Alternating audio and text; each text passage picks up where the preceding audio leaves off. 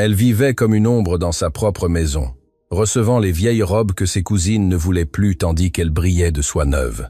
Il était un duc veuf au cœur fermé, qui n'avait pas souri depuis des années et effrayait toute prétendante par son air sévère et froid. Avez-vous déjà imaginé être traité comme un fardeau dans la maison de votre propre famille, tandis que votre tante ambitieuse tente de marier sa fille snob à un puissant noble? C'est exactement ce qui se produisit cette nuit-là à Compiègne, lorsque Marguerite Beaumont prépara un somptueux dîner pour impressionner le duc Armand de Montaigne et obtenir le mariage qui sauverait sa fortune ruinée.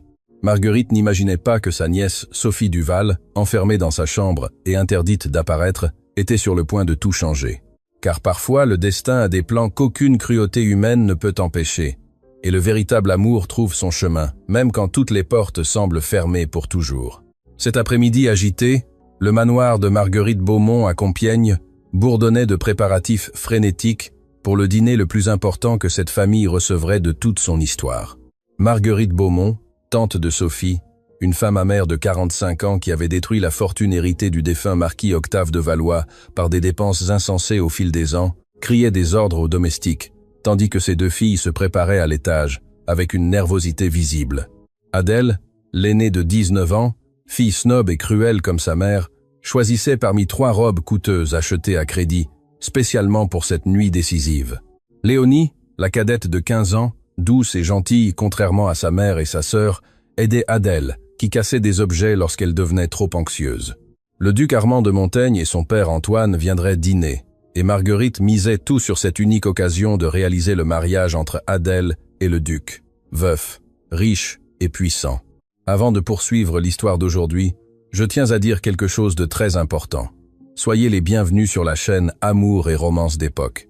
Je suis immensément heureuse de vous avoir ici, d'avoir choisi d'écouter cette histoire et de m'accompagner dans ce voyage si émouvant. Dites-moi dans les commentaires de quel coin du monde vous nous rejoignez. Aujourd'hui, je vais vous raconter l'histoire de Sophie et Armand, une histoire qui serrera votre cœur, l'accélérera et l'émotionnera profondément. Préparez-vous à une histoire de mensonges construits pendant des années, d'envie, d'ambition, de vérités qui vous couperont le souffle, d'un amour qui défie tout et d'un destin qui s'impose quand personne d'autre ne peut l'empêcher. Restez avec moi jusqu'à la dernière seconde de ce voyage, car chaque mot ici a été créé pour toucher votre âme. Et si vous aimez les histoires d'époque qui font pleurer, soupirer et croire au véritable amour, abonnez-vous maintenant à la chaîne, activez la clochette et ne manquez aucun chapitre de cette saga émouvante qui ne fait que commencer. Sophie Duval était assise sur le bord du lit, dans sa chambre du 2e étage, lorsqu'elle entendit les pas lourds de sa tante monter les escaliers à toute vitesse. Elle avait 24 ans, de longs cheveux châtains tombant sur son dos en vagues naturelles, des yeux bleus profonds hérités de sa mère Ève Duval, et une beauté éblouissante qui causait des problèmes constants avec sa tante envieuse. 12 ans s'étaient écoulés depuis qu'elle était arrivée dans ce manoir. À l'âge de 12 ans, orpheline, venant d'une humble chaumière où elle avait été élevée par sa mère couturière, décédée de maladie, la laissant seule au monde. Ève avait écrit une lettre à sa sœur Marguerite, lui demandant de prendre soin de Sophie, et Marguerite avait répondu par un seul mot froid. « Je m'en occuperai ». Depuis lors, Sophie vivait dans cette grande maison, recevant les vieilles robes qu'Adèle et Léonie ne voulaient plus, mangeant à la cuisine, sans aller au bal, entendant tous les jours qu'elle était un fardeau. « Sophie, où es-tu » La voix stridente de Marguerite Beaumont coupa l'air, faisant Sophie se lever rapidement et ouvrir la porte. Marguerite se tenait dans le couloir, le visage rouge de rage contenue, les yeux durs évaluant sa nièce avec un dédain qu'elle n'essayait même plus de cacher. Marguerite était la veuve du marquis Octave, décédé des années auparavant sans lui laisser d'enfant. Leur mariage n'avait duré que 2 ans, et elle avait hérité de toute sa fortune. Elle s'était ensuite remariée avec un autre homme, et n'avait pas voulu changer de nom. Elle avait eu 2 filles, et il l'avait abandonnée pour une autre femme, sans donner d'explication. Ses cheveux châtains étaient relevés en un chignon serré. La robe vert foncé en tissu cher mais choisi sans goût accentuait l'amertume qui marquait chaque trait de son visage, vieilli par une rage constante contre le monde entier. Marguerite avait hérité de toute la fortune et des propriétés d'Octave, mais elle avait tout détruit par des luxes inutiles et une mauvaise gestion, jusqu'à ce qu'il ne reste que ce manoir et des dettes qui augmentaient, étouffant toute espérance. « Écoute bien ce que je vais dire et ne me fais pas répéter », dit Marguerite d'une voix basse et dangereuse, pointant le visage de Sophie du doigt comme une lame affûtée. Ce soir, le duc Armand de Montaigne et son père Antoine dînent ici. C'est l'occasion pour Adèle de conquérir le duc et d'obtenir le mariage dont cette famille a désespérément besoin pour survivre. Tu n'apparaîtras pas, c'est bien clair. Tu ne descendras pas, tu ne circuleras pas dans la maison. Tu resteras enfermé ici dans cette chambre comme si tu n'existais pas. Sophie baissa les yeux avec la soumission qu'elle avait apprise au cours de ces 12 dures années de rejet, constant et silencieux. « Oui, tante Marguerite », murmura-t-elle doucement d'une voix presque inaudible. Marguerite continua avec une cruauté visible. « Adèle doit briller seule ce soir, sans aucune concurrence. Je ne peux pas risquer que ta beauté vole l'attention que ma fille mérite de recevoir du duc veuf. » Marguerite se retourna pour partir, mais s'arrêta sur le seuil de la porte, regardant en arrière avec une expression dure et froide comme la pierre. « Catherine t'apportera à manger ici plus tard. Ne fais pas de bruit. Reste tranquille jusqu'à ce que les invités partent demain après-midi sans causer de problème. » Et avec ces mots finaux, Marguerite claqua la porte, laissant Sophie seule à nouveau dans la petite chambre qu'elle occupait depuis 12 ans. Lit étroit, vieille armoire, table simple et une fenêtre donnant sur l'entrée du manoir. Sophie se dirigea lentement vers cette fenêtre et appuya son front sur la vitre, observant en bas les domestiques courir de tous côtés, préparant tout pour l'arrivée des illustres visiteurs. Le poids de la solitude serra sa poitrine comme des mains invisibles, qui l'empêchaient de bien respirer, tandis qu'elle pensait à une autre nuit passée invisible dans sa propre maison, où elle n'avait jamais été vraiment la bienvenue. Le soleil commençait à descendre, teintant le ciel d'orange et d'or, quand finalement la calèche noire et élégante apparut au portail principal de la propriété, tirée par 4 magnifiques chevaux. Sophie retint son souffle, observant depuis la fenêtre, tandis que 2 hommes descendaient avec des mouvements fermes et assurés. Le premier était Antoine de Montaigne, un homme âgé aux cheveux entièrement blancs et à la posture légèrement voûtée, qui révélait ses nombreuses années vécues. Le second était Armand de Montaigne, duc de 38 ans, veuf qui vivait dans son château avec son père Antoine et son jeune fils Louis, âgé de seulement 6 ans, depuis qu'il avait perdu son épouse. Armand était grand, aux épaules larges, les cheveux noirs peignés avec précision, vêtu d'une redingote sombre en tissu noble qui brillait sous la lumière dorée.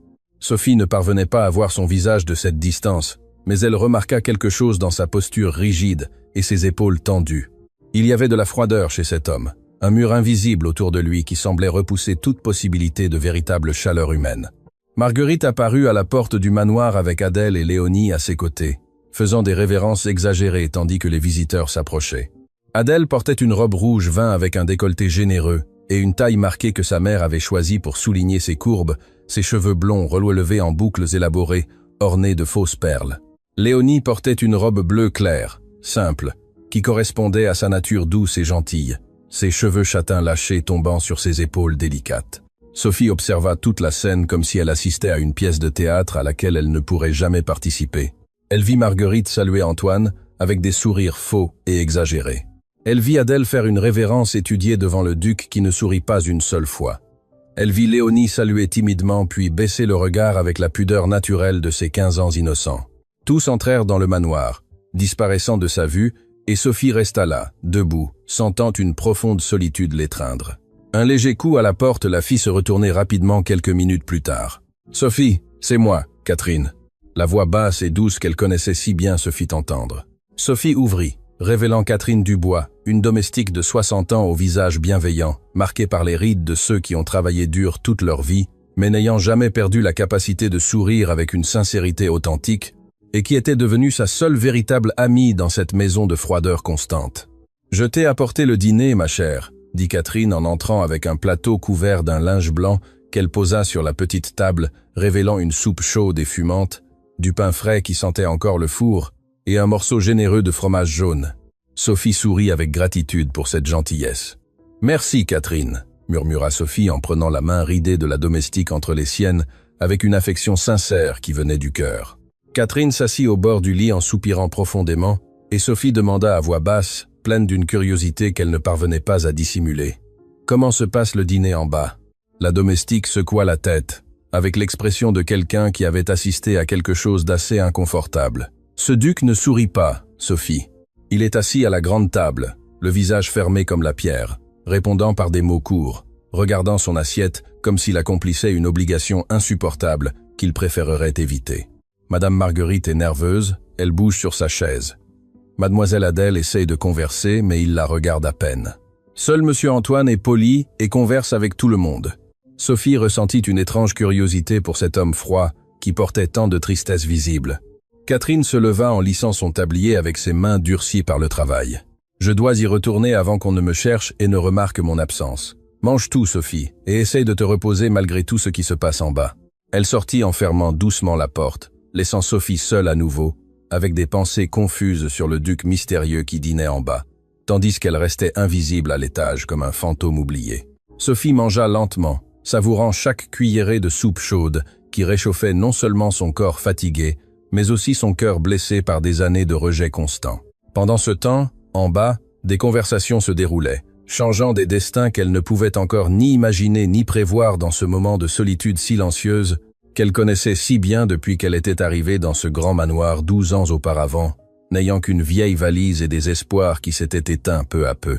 Le grand salon du manoir brillait sous la lumière de dizaines de bougies argentées que Marguerite Beaumont avait fait allumer pour impressionner ses illustres invités. La table était dressée avec la plus belle vaisselle qui restait de l'époque du marquis Octave, une nappe de lin blanc brodé, des coupes en cristal qui reflétaient la lumière dorée des flammes dansantes. Armand de Montaigne était assis au bout de la table avec une posture rigide et un visage fermé, qui n'avait pas changé en 3 longues années, depuis qu'il avait perdu sa femme des suites de complications lors de l'accouchement de son 2e enfant qui n'avait pas survécu. Cette perte avait détruit quelque chose en lui qui n'était jamais revenu à sa place. Il avait enterré non seulement sa femme, mais aussi tout espoir de retrouver l'amour, enfermant son cœur dans une forteresse de glace et d'amertume. Il ne vivait plus que pour son fils Louis, âgé de 6 ans, et pour administrer les terres qu'il avait héritées. Mais la société, et surtout son père Antoine de Montaigne, exigeaient constamment qu'il se remarie, car un duc devait fonder une famille respectable devant une société qui jugeait et commentait tout sans pitié. Armand observait Adèle parler sans cesse de ses compétences et de ses réalisations, tandis que Marguerite souriait fièrement à côté de sa fille aînée. Il connaissait bien cette famille. Son père Antoine avait été un grand ami du marquis Octave pendant des années, et avait soutenu le second mariage de Marguerite afin qu'elle ne reste pas veuve et seule, mais cela était devenu un scandale lorsque son second mari l'avait abandonnée, emportant une bonne partie de la fortune avant de disparaître sans laisser de traces. Armand savait parfaitement que Marguerite était désespérée de marier Adèle à quelqu'un de riche qui sauverait la famille de la ruine complète. D'une part, il pourrait faire une bonne affaire en épousant Adèle. Il aurait une épouse à montrer à la société sans s'engager émotionnellement, gardant son cœur en sécurité et protégé des douleurs que l'amour apportait inévitablement. Mais d'un autre côté, il pensait à Louis, ayant une étrangère à la maison l'appelant mère, une femme qui n'aimerait pas vraiment son fils, mais qui ferait semblant par intérêt et commodité. Lorsque la calèche était arrivée plus tôt au manoir, Armand avait remarqué un mouvement à la haute fenêtre du 2e étage. Une femme s'éloignant rapidement avant qu'il ne puisse bien voir son visage. Juste une silhouette aux longs cheveux et à la robe claire qui disparut dans l'ombre de la pièce. Qui pouvait être cette femme? Marguerite n'avait que 2 filles, Adèle et Léonie, qui étaient de là à table. Alors, qui était dans cette pièce, observant son arrivée en cachette? La curiosité le dérangeait, mais il ne laissait rien transparaître, gardant le masque de froideur qu'il portait depuis des années pour se protéger du monde. Marguerite louait Adèle sans arrêt, disant que sa fille jouait du violon avec une maîtrise absolue. Elle avait étudié dans la meilleure école d'étiquette de la province. Elle parlait couramment plusieurs langues, dont le français et l'italien. Armand regardait simplement en silence tandis qu'Antoine conversait poliment, posant des questions aimables qui maintenaient la conversation fluide, malgré le malaise visible qui flottait au-dessus de la table comme un nuage lourd. Armand soupira imperceptiblement et dit d'une voix contrôlée qui ne révélait aucune émotion. « Mademoiselle Adèle pourrait jouer pour que nous puissions admirer son talent au violon. » Adèle sourit largement, montrant des dents trop blanches. Elle passa les mains dans ses cheveux blonds, dans un geste étudié de fausse modestie, et répondit d'une voix mielleuse. « Bien sûr, monsieur le duc, je jouerai avec grand plaisir pour votre appréciation. » Marguerite applaudit avec enthousiasme comme si c'était une grande réussite, tandis que Léonie regardait son assiette en essayant de cacher un sourire amusé, car elle savait très bien que sa sœur jouait terriblement mal, malgré l'insistance de Marguerite. Après le dîner, tous se levèrent et se dirigèrent vers le grand salon où Adèle prit le violon, qui était posé sur un support en bois verni. Elle se plaça au centre de la pièce avec une posture exagérée de concertiste professionnel et commença à jouer une mélodie qui aurait dû être belle, mais qui sortait désaccordée et rauque de l'instrument torturé. Armand regretta profondément d'avoir demandé à l'écouter jouer, tandis que les notes stridentes blessaient ses oreilles sensibles à la bonne musique. Elle joua ainsi pendant 1 heure entière sans s'arrêter, répétant la même mélodie torturante plusieurs fois, tandis que la tête d'Armand lui faisait déjà mal, pulsant à ses tempes, et il regarda discrètement son père, Antoine, cherchant le salut. Antoine non plus ne supportait plus ce supplice musical, mais gardait un sourire poli sur son visage, vieilli par des décennies de diplomatie sociale apprise à la cour. Armand ne put finalement plus supporter et l'interrompit, disant d'une voix ferme « Je crois que pour aujourd'hui c'est suffisant, mademoiselle Beaumont. Nous apprécions beaucoup votre extraordinaire talent, mais il se fait tard. » Adèle s'arrêta à contre-cœur en faisant une révérence exagérée tandis que Marguerite applaudissait effusivement, comme si elle venait d'assister à une prestation digne des meilleurs théâtres européens. Léonie observait toute la scène, amusée, sachant pertinemment que le duc n'avait absolument rien apprécié, mais qu'il était trop poli pour dire la vérité cruelle et dévastatrice. Armand se tourna alors vers Marguerite, les yeux ambres fixés sur son visage, et demanda directement « Madame Beaumont, quand je suis arrivé plus tôt, j'ai vu une jeune femme à la haute fenêtre du 2e étage. Avez-vous d'autres filles en plus de ces deux-là » Marguerite serra les doigts, les entrelaçant avec force jusqu'à blanchir ses jointures, mais elle garda sa pose d'hôtesse sereine, répondant d'une voix contrôlée « Non, monsieur le duc, ce devait être l'une de mes domestiques qui rangeait les chambres pour les messieurs.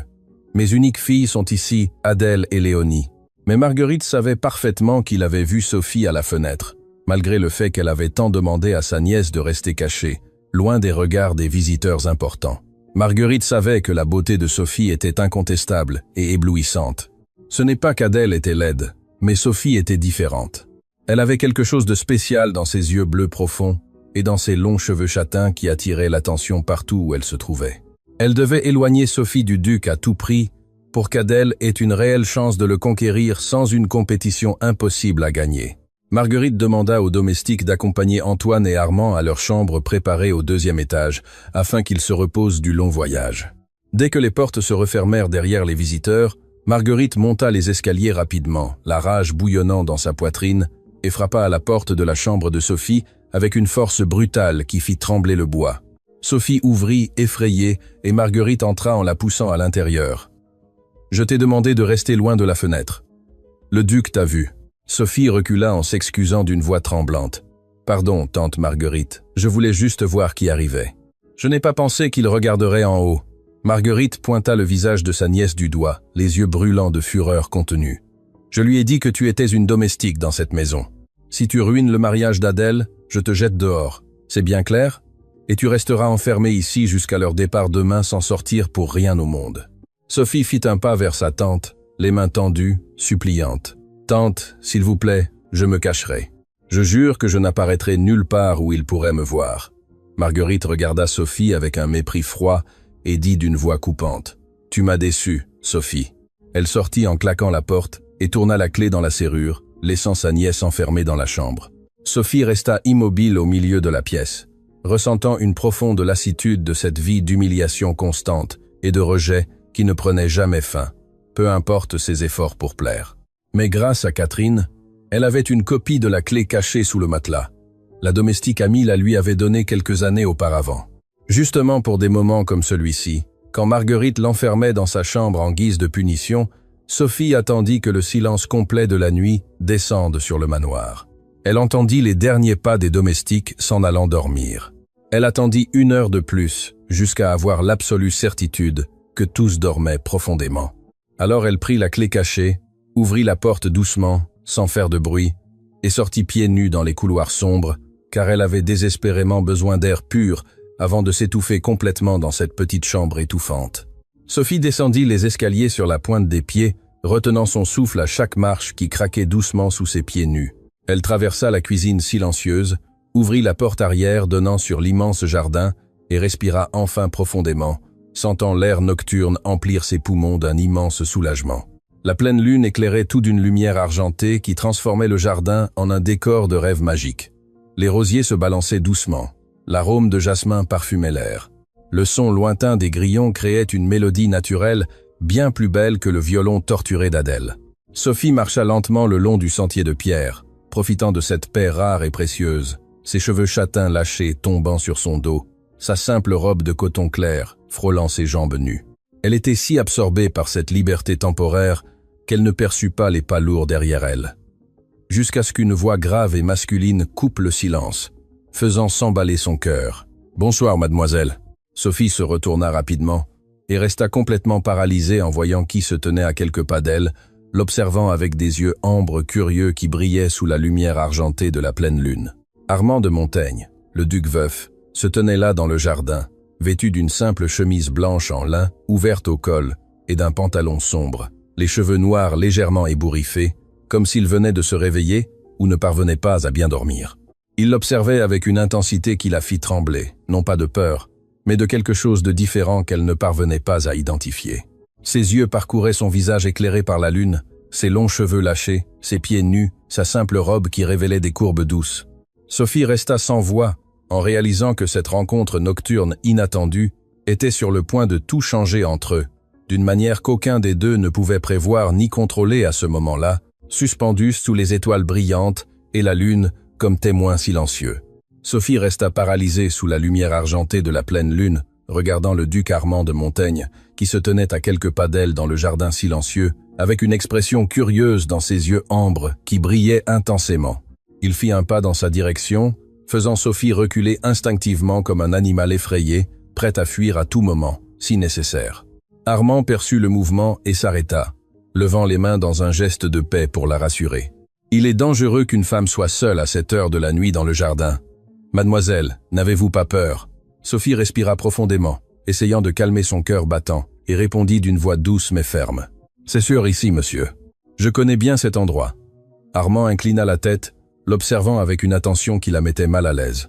Elle sentait ses yeux parcourir son visage éclairé par la lune, ses longs cheveux lâchés, la simple robe qu'elle portait pour dormir. « Quel est votre nom, mademoiselle? Qui êtes-vous » demanda Armand directement d'une voix grave qui résonna dans le silence du jardin parfumé. Sophie savait qu'elle devait maintenir le mensonge que Marguerite avait raconté pendant le dîner. Si elle disait la vérité, cela compliquerait tout, et sa tante la chasserait de la maison sans aucune pitié. « Je suis Sophie, domestique de la maison. »« Monsieur » répondit-elle doucement, détournant le regard vers le sol, car elle ne parvenait pas à soutenir son regard pénétrant, qui semblait lire son âme à travers le fragile masque qu'elle tentait de maintenir. Armand resta silencieux pendant quelques secondes, qui parurent éternelles, avant de demander avec une gentillesse inattendue. « Puis-je vous accompagner dans votre promenade, Sophie ?» Elle leva les yeux, effrayée. Si sa tante Marguerite le découvrait, elle la chasserait immédiatement, sans lui laisser aucune chance d'explication ou de défense qui pourrait la sauver. « Monsieur, mieux vaut pas », murmura Sophie nerveuse, faisant un autre pas en arrière. « Je vais retourner à ma chambre tout de suite. » Armand sourit pour la première fois depuis qu'il était arrivé à ce manoir. Un petit sourire, mais authentique, qui transforma complètement son visage austère, le rendant encore plus beau de façon dévastatrice. « Très bien, Sophie. Mon nom est Armand, » dit-il d'une voix douce qui sonnait étrangement intime dans le silence de la nuit enveloppante. Sophie le regarda un instant éternel, sentant quelque chose d'étrange serrer sa poitrine, quelque chose qu'elle ne parvenait pas à identifier ni à nommer, mais qui l'effrayait profondément. « Je sais qui vous êtes », murmura-t-elle, avant de se retourner rapidement et de s'enfuir par le chemin de pierre sans regarder en arrière. Ses pieds nus frappaient le sol froid, tandis que son cœur s'emballait sans contrôle dans sa poitrine opprimée. Armand resta immobile dans le jardin, observant Sophie disparaître dans l'ombre du manoir avec une expression intriguée qu'il ne pouvait cacher. Normalement, les femmes se proposaient à lui avec des sourires étudiés, adulaient ses titres et sa fortune, inventaient des excuses pour rester près, essayant de le conquérir de toutes les manières possibles et imaginables. Mais cette jeune femme venait de s'enfuir de sa présence comme s'il était un danger mortel qu'elle devait éviter d'urgence. C'était complètement différent de tout ce qu'il connaissait, et remuait quelque chose en lui qui dormait depuis des années. « Sophie » murmura Armand le nom, sentant sa saveur sur sa langue, le répétant doucement comme s'il en goûtait le son. Elle avait des yeux incroyables, d'un bleu profond qui brillait sous la lune. Elle était très belle avec ses longs cheveux châtains et son délicat visage d'ange. Mais ce n'était pas seulement sa beauté physique qui l'avait ému. C'était le fait qu'elle ne se souciait pas de qui il était, qu'elle n'essayait pas de l'impressionner, qu'elle fuyait simplement, comme s'il ne signifiait absolument rien de spécial ou d'important. Sophie retourna en courant dans sa chambre, le cœur battant si fort qu'elle le sentait dans ses tempes palpitantes. Elle ferma la porte d'une main tremblante et s'appuya contre le bois, essayant de respirer normalement tandis qu'elle pensait, effrayée. Si le duc mentionnait à Marguerite qu'il l'avait vue dans le jardin, elle courait un énorme risque d'être expulsée sans aucune chance ni alternative. Dans quelle terrible situation elle s'était mise juste pour vouloir de l'air frais. Sophie resta là debout pendant quelques minutes, essayant de décider quoi faire. Rester tranquille et prier pour qu'il ne dise rien, ou y retourner et lui demander explicitement de garder le secret. La deuxième option était risquée, mais au moins cela lui permettrait de faire comprendre qu'elle ne pouvait pas perdre son toit. Elle rassembla son courage, rouvrit la porte et retourna en courant par les couloirs sombres jusqu'au jardin où il était encore assis sur un banc de pierre, l'air pensif, regardant les étoiles brillantes dans le ciel immense. Armand sourit en voyant Sophie s'approcher timidement par le sentier éclairé par la pleine lune. « Vous avez changé d'avis, mademoiselle ?» demanda-t-il d'une voix amusée qui révélait sa satisfaction de la voir revenir volontairement. Sophie s'arrêta à quelques pas, tordant ses mains nerveuses devant son corps tendu. « Monsieur, pourriez-vous s'il vous plaît ne pas mentionner à Madame Marguerite que vous m'avez vu ici dans le jardin ce soir? Je pourrais perdre mon emploi si elle découvrait que je suis sorti de ma chambre à cette heure. » Armand vit la peur sincère sur son visage éclairé par la lumière argentée. Ce n'était pas la peur de lui, mais la peur des conséquences, la peur de perdre le toit au-dessus de sa tête, la peur de se retrouver sans rien dans ce monde cruel et implacable. Quelque chose en lui remua en ressentant une compassion inattendue pour cette jeune femme effrayée et vulnérable. « Soyez tranquille, Sophie. Je ne dirai rien à personne de notre rencontre ici. » promit-il avec une sincérité qu'elle sentit vraie dans ses yeux ambres, qu'il observait avec une étrange tendresse. Sophie remercia d'une voix tremblante de soulagement et repartit précipitamment, sans lui laisser le temps de dire quoi que ce soit d'autre qui aurait pu compliquer davantage cette situation impossible. Elle retourna dans sa chambre et s'y enferma, sentant son cœur toujours battant, mais maintenant pour des raisons différentes.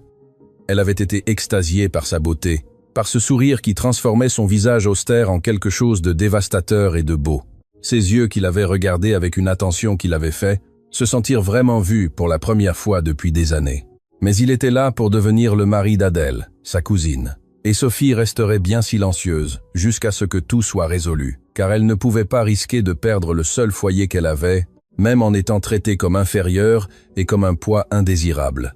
Elle s'allongea sur son lit étroit, mais ne parvint pas à bien dormir. Elle se retourna, agitée, se remémorant cette voix grave prononçant son nom, ce petit sourire mais sincère, ses yeux ambres qui semblaient voir au-delà du masque qu'elle portait.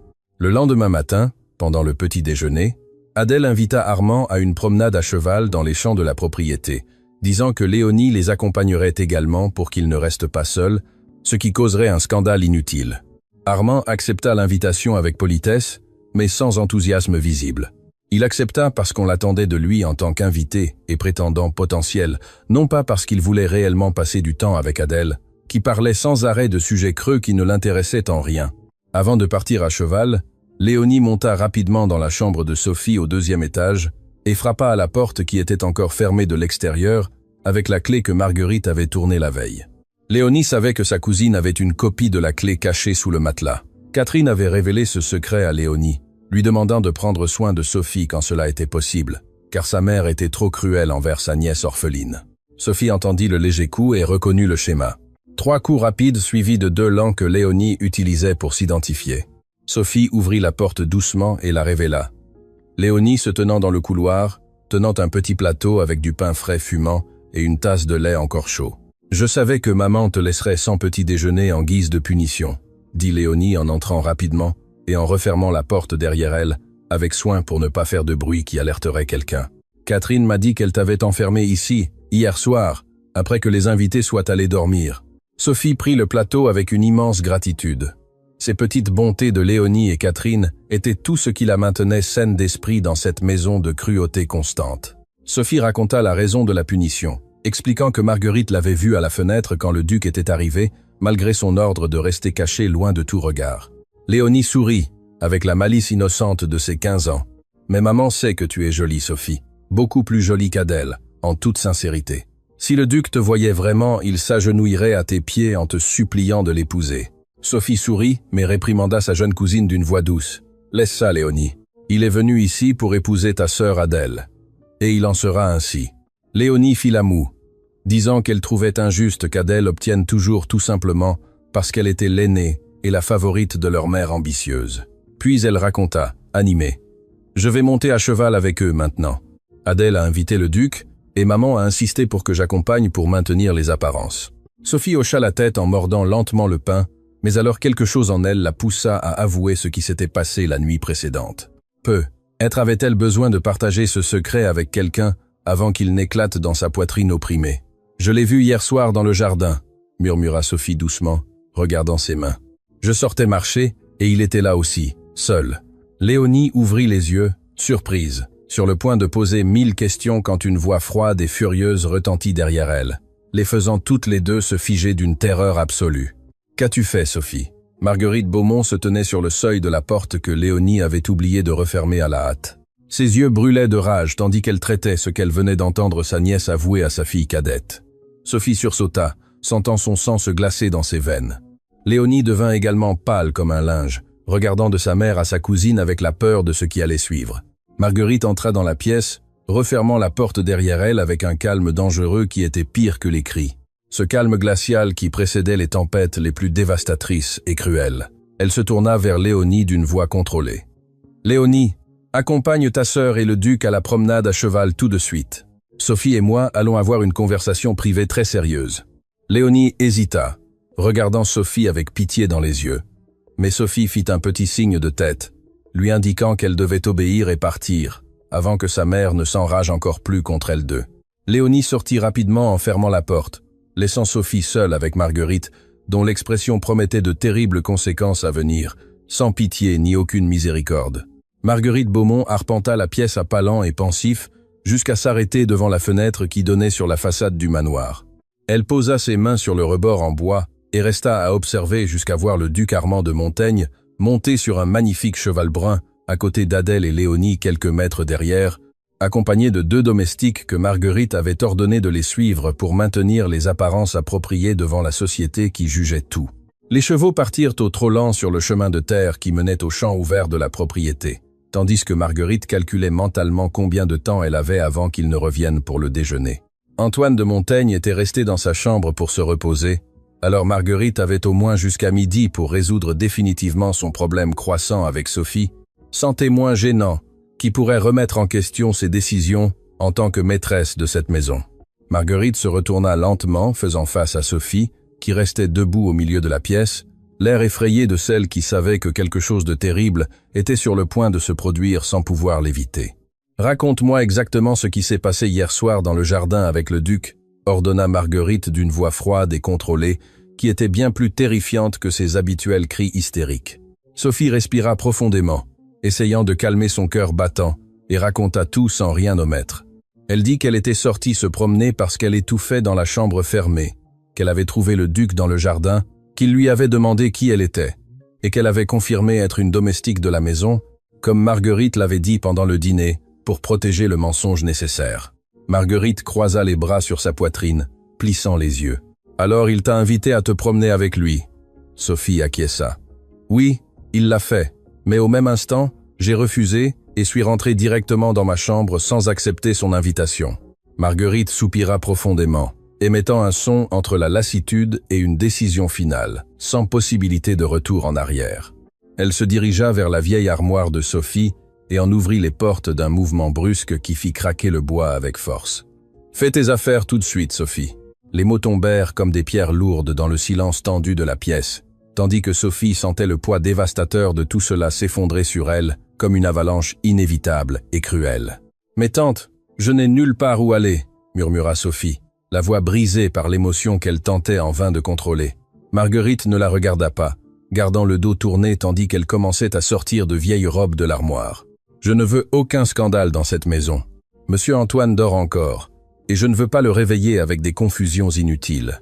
Fais tes affaires et quitte ce manoir maintenant pendant qu'ils sont partis à cheval. » Sophie sentit ses jambes fléchir, menaçant de ne plus la soutenir face à cette sentence finale, sans appel ni miséricorde. « Tante, pour l'amour de Dieu, » implora Sophie, faisant un pas vers Marguerite, les mains tendues, suppliant une compassion qu'elle savait ne pas venir, mais qu'elle tentait désespérément d'obtenir. « Je n'ai nulle part où aller.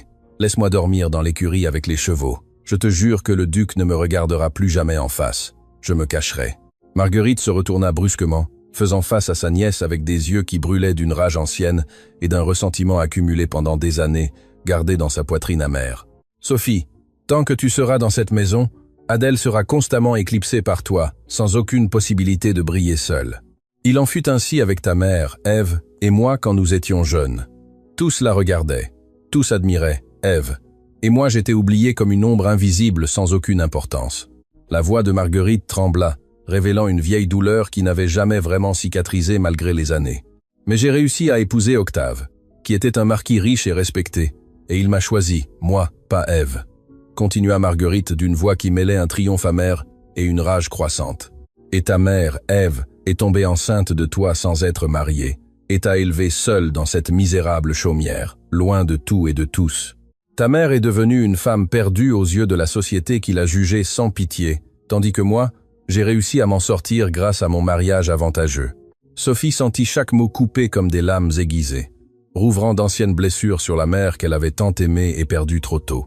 Marguerite prit la vieille valise qui était rangée sous le lit. La même valise qu'Ève avait préparée 12 ans auparavant, lorsqu'elle avait envoyé Sophie dans cette maison et que Sophie gardait comme un trésor, car c'était l'une des rares choses qui lui restait de sa mère décédée. Elle commença à jeter des vêtements à l'intérieur sans aucun soin tout en disant « Ma fille Adèle réussira aussi à faire un bon mariage. Mais toi, tu dois disparaître d'ici immédiatement, avant de ruiner tout ce que j'ai prévu. » Sophie pleurait désespérément, sentant que le monde s'écroulait complètement autour d'elle, sans rien à quoi s'accrocher dans cette chute libre et dévastatrice. Marguerite referma la valise avec force, saisit Sophie par le bras avec des doigts qui s'enfoncèrent douloureusement dans sa peau douce, et commença à descendre les escaliers, en traînant sa nièce derrière elle, sans aucune douceur. « Va-t'en tout de suite, Sophie, sans excuse ni supplication. Elles ne fonctionneront pas, » dit Marguerite d'une voix dure en descendant précipitamment. « Savais-tu que cela arriverait si tu me désobéissais en sortant de ta chambre fermée la nuit pour rencontrer le duc dans le jardin en cachette, comme n'importe quelle femme sans vergogne ?» Sophie essayait de s'accrocher à la rampe, mais Marguerite tirait trop fort, la faisant trébucher dans les escaliers. « Tante, s'il vous plaît, ne me faites pas ça, s'il vous plaît. » Mais Marguerite n'écoutait plus rien. Elle devait expulser Sophie avant qu'Armand, Adèle et Léonie ne reviennent de la promenade à cheval, et ne voient cette scène qui pourrait générer des questions gênantes et des complications inutiles. Marguerite traîna Sophie jusqu'à la porte principale. Elle l'ouvrit d'un coup de pied violent qui fit claquer le bois contre le mur et jeta la vieille valise sur le sol de terre avec tant de force que certains vêtements s'en échappèrent. « Va-t'en tout de suite, Sophie !» cria Marguerite en désignant le portail lointain de la propriété. Sophie tenta de se lever, mais Marguerite la poussa des 2 mains, la faisant tomber sur le sol dur à côté de la valise ouverte, tandis que les larmes coulaient sur son visage couvert de poussière. Sophie était là, tombée au sol, humiliée et détruite, quand elle entendit le son de chevaux s'approchant rapidement au galop qui soulevait une poussière dorée sous le soleil du matin. Elle leva des yeux brouillés de larmes et vit Armand de Montaigne monter sur le cheval brun, s'approchant avec Adèle juste derrière lui sur un cheval plus petit. Tous deux revenant bien plus tôt que Marguerite ne l'espérait ou ne l'avait prévu. Armand descendit de cheval d'un mouvement agile et resta immobile, observant cette scène. Sophie tombait au sol avec ses vêtements éparpillés. Marguerite debout avec une expression furieuse, la tension visible dans l'air lourd. « Que se passe-t-il ici ?» demanda Armand d'une voix grave qui coupa le silence tendu, tandis que ses yeux parcouraient la scène, essayant de comprendre ce qu'il était en train de voir. Marguerite se ressaisit rapidement, ajusta sa robe et releva le menton avec une posture digne qui tentait de masquer la nervosité d'avoir été surprise dans cette situation honteuse. « Monsieur le duc, je l'ai surprise en train de voler des objets de valeur dans la maison ce matin et je la renvoie d'ici, comme elle le mérite pour sa terrible malhonnêteté. » Sophie leva le regard, croisant les yeux d'Armand, qui l'observait avec une attention intense. Il savait que tout cela était un mensonge éhonté. Il pouvait voir dans ses yeux bleus la vérité désespérée que Marguerite tentait de cacher par des faussetés opportunes. Armand fit quelques pas vers Sophie, tendant sa main gantée vers elle, d'un geste aimable qui contrastait complètement avec la cruauté qu'il venait de voir. « Donnez-moi votre main, mademoiselle Sophie. Je vais vous aider à vous relever. » Sophie hésita à peine une seconde avant d'étendre sa main tremblante et de sentir ses doigts envelopper les siens avec une fermeté étonnamment douce. À cet instant précis, la porte du manoir s'ouvrit à nouveau et Antoine de Montaigne sortit, l'air confus et préoccupé par le bruit qui l'avait réveillé de son repos bien mérité. « Que se passe-t-il ici ?» demanda Antoine en regardant Sophie à terre, aidée par son fils, Marguerite debout avec une expression tendue, Adèle encore à cheval, observant tous les yeux grands ouverts sous le choc. Léonie, qui venait d'arriver aussi avec les domestiques derrière elle, tous témoins de cette scène impossible à ignorer ou à cacher.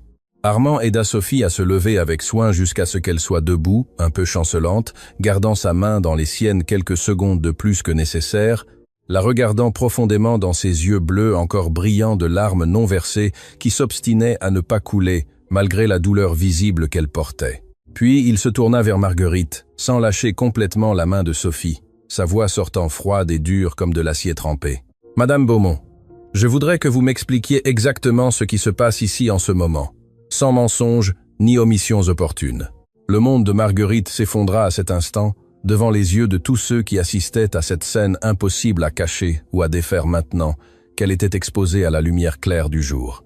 Marguerite tenta de garder son calme, relevant le menton avec une fausse dignité qui tremblait sur les bords, tandis qu'elle répétait le mensonge d'une voix qui sonnait de moins en moins convaincante. « Monsieur le duc, comme je l'ai déjà dit, elle me volait des objets de valeur ce matin, mais je l'ai surprise à temps, avant qu'elle n'emporte quelque chose d'important, et je la renvoie d'ici, comme toute maîtresse de maison le ferait avec une employée malhonnête. » À ce moment, Léonie descendit de cheval d'un saut précipité et courut vers Sophie, prenant ses mains entre les siennes avec une inquiétude sincère reflétée sur son jeune visage. « Sophie, tu vas bien?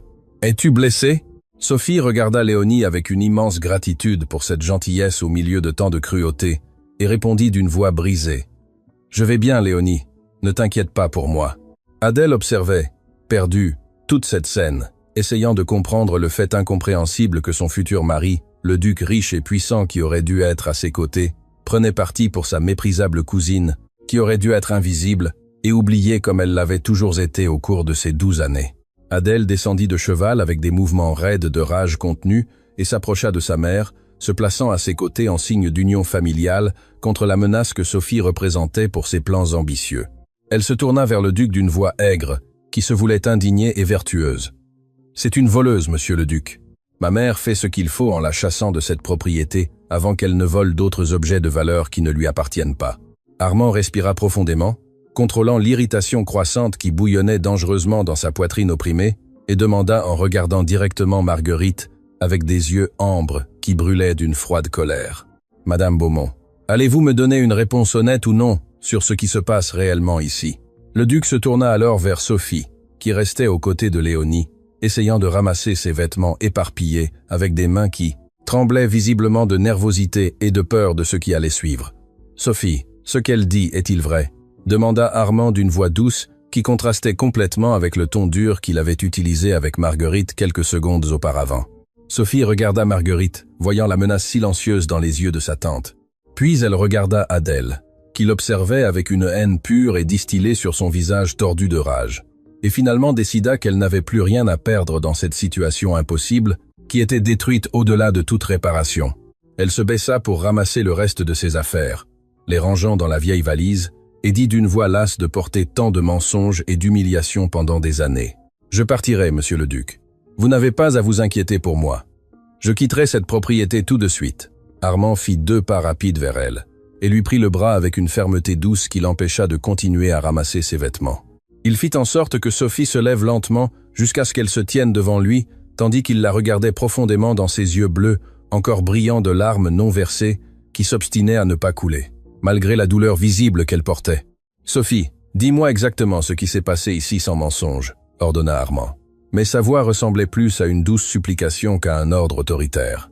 Sophie alors, fatiguée de tout cela, des années d'humiliation, des mensonges qu'elle protégeait, de l'invisibilité forcée, du rejet constant, respira profondément et laissa la vérité sortir enfin, libre après si longtemps piégée dans sa gorge étouffée. « Marguerite est ma tante, monsieur le duc.